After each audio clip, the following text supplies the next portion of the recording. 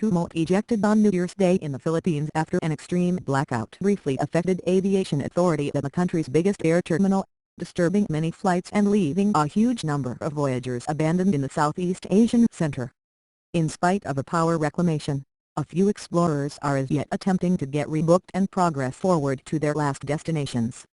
Ninoy Aquino Global Air Terminal MNL is the fundamental passage for voyagers to the Philippines, serving the capital Manila and encompassing district.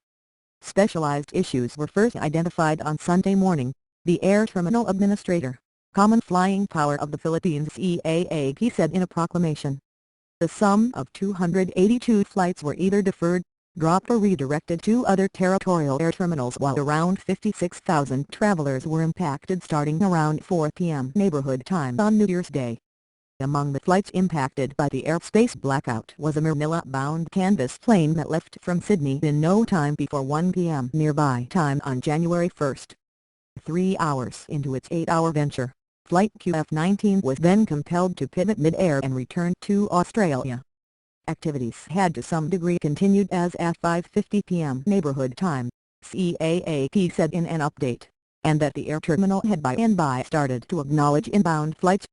An assertion from the Division of Transport shared on Facebook said that air terminal tasks were back to ordinary while hardware reclamation was all the while progressing. Baffled and tired travelers regretted their misfortune on what to do as they set up camp external aircraft tagging workplaces to get explanation and early trips out.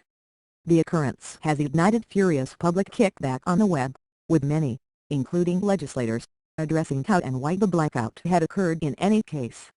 Worldwide air travel was hard hit by the coronavirus pandemic. However, traveler traffic has been gradually recuperating, with industry specialists foreseeing the business to get back to past typical levels by 2025. Photographs and recordings shared online showed enormous groups at NAIA. Winding lines were seen at a few registration counters. Numerous travelers dragging around their baggage were additionally spotted clustering around flight appearance evaluates hanging tight for refreshes.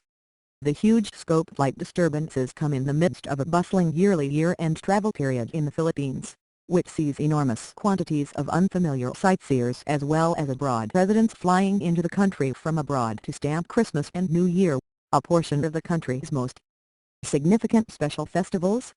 The New Year Air Terminal emergency additionally threw numerous Filipinos working abroad off their flights headed for countries like Hong Kong and Singapore.